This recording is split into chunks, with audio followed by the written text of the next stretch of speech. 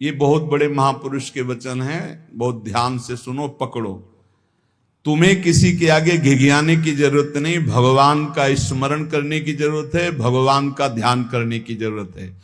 जैसे जैसे कोई भगवान का ध्यान करता है तो भगवान के सब सद्गुण उसमें आने लगते हैं।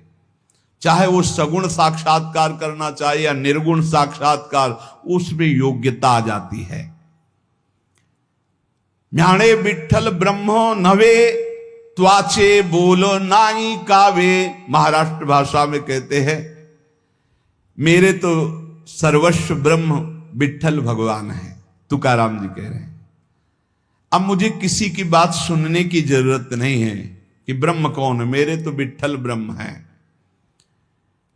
जो वाणी से अगम्य है मैं उसकी स्तुति क्या करूं, वेद भी जिसकी नेति नेति कह के चर्चा करते हैं मैं उसकी क्या चर्चा कर पाऊं।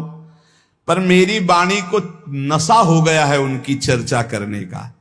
आहा, मेरी वाणी को नशा हो गया, बिना उनकी चर्चा किए, बिना कीर्तन किए, बिना गुण गाए हमें चैन नहीं पड़ सकता। कोई ना हो तो ठाकुर जी को श्रोता बना के सुनाने लगो, ऐसा नशा होना चाहिए।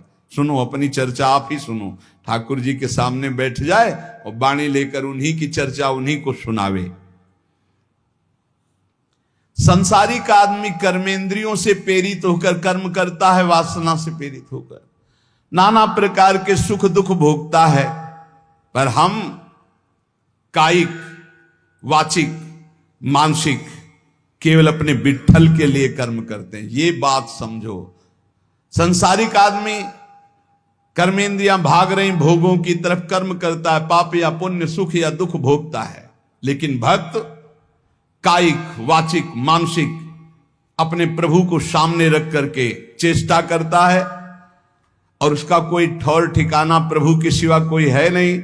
और प्रभु आनंद सिंधु है, वो हर समय आनंद में मस्त रहता है। कहीं किसी और का प्रयोजन नहीं रह गया है।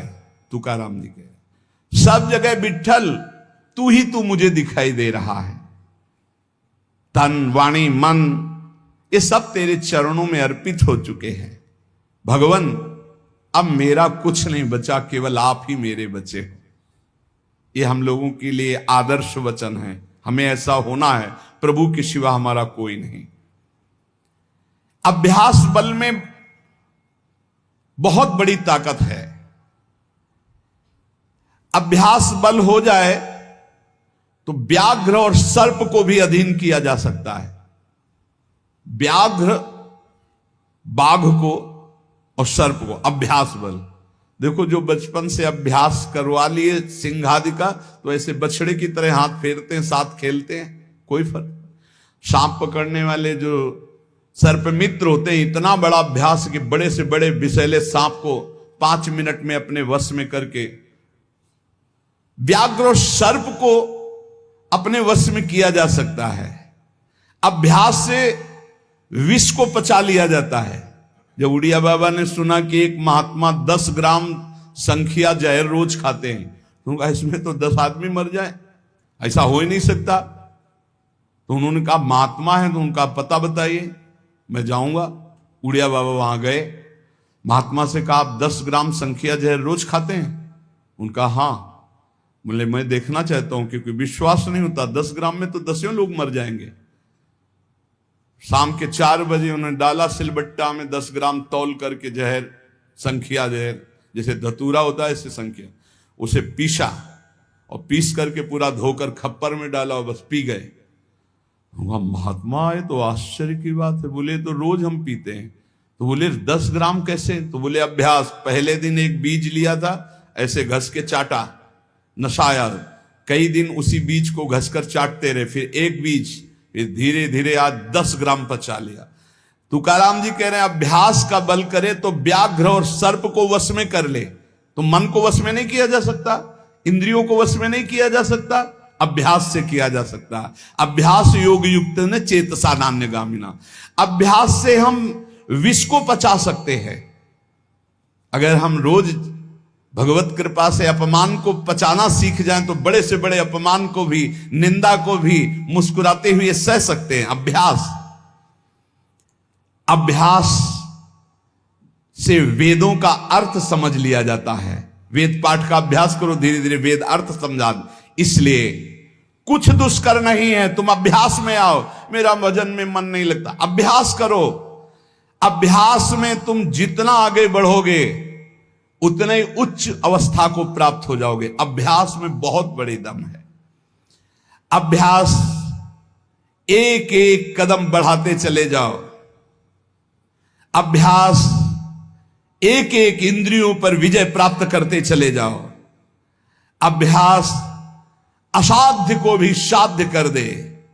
इसका कारण तुका कहता है कि अभ्यास भजन का कर लो तो आप सिद्ध हो जाओगे। अभ्यास से सब कुछ हो जाता है।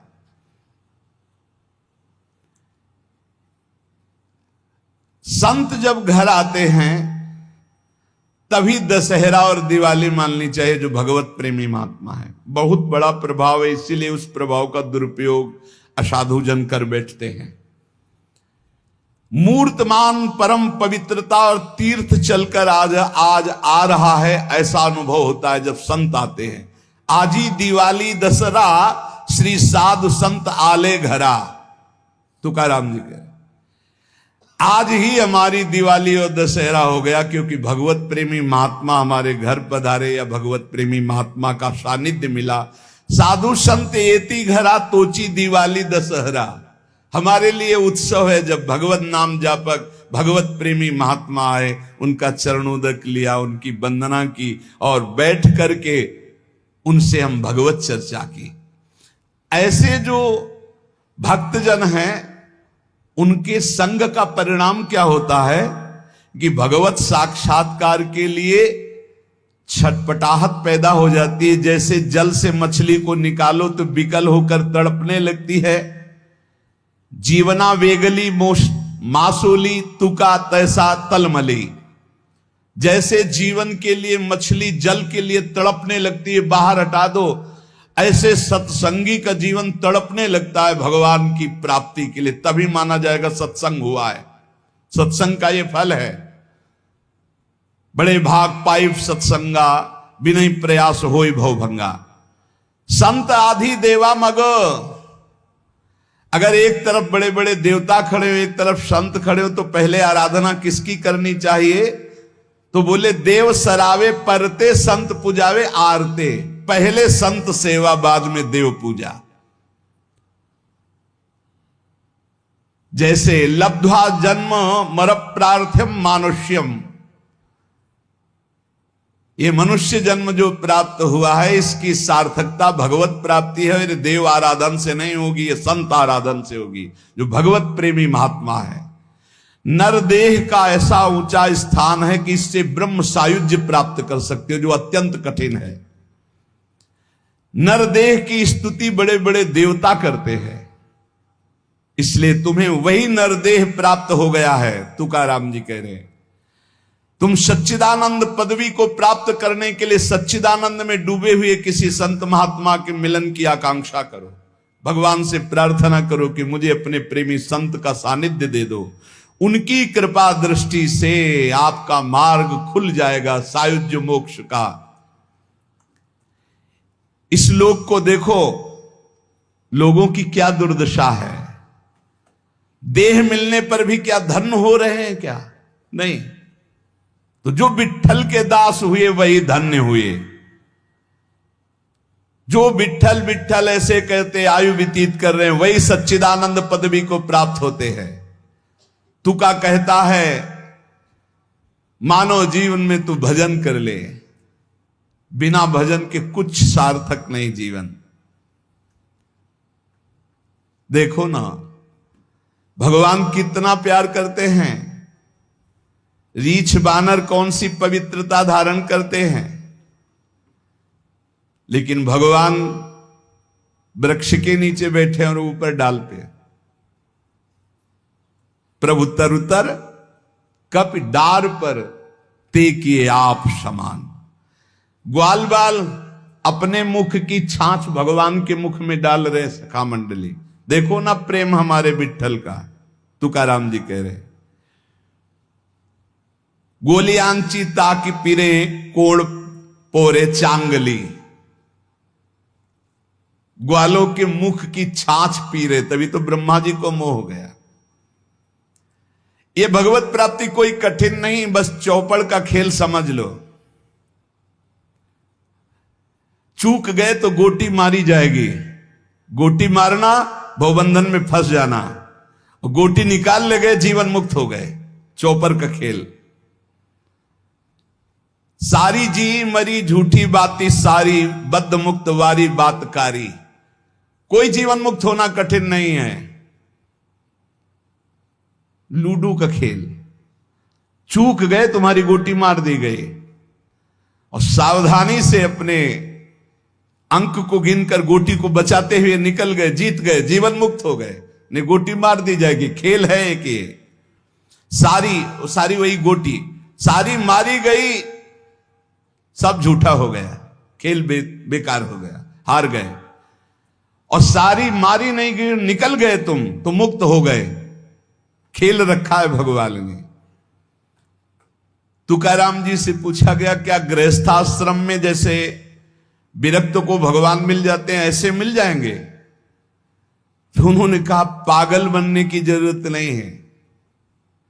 ये बात दिमाग में बैठालने की जरूरत नहीं कि बन बन भागने से ही भगवान मिलते हैं। अपने लोगों के भाग्य में ये मार्ग लिखा था, पर हम आज भी अनुभव करके यही कहते हैं। जो आज दुर्दशा देख रहे हैं, उस दुर्दशा से हम कह रहे हैं कि घर में रहकर धर्म पूर्वक आचरण करते हुए भजन करने से बहुत लाभ मिलेगा। विरक्त मार्ग बहुत ही मतलब आग पे चलने का मार्ग है, खिलवाड़ नहीं है। आप ये समझ लो, खिलवाड़ नहीं।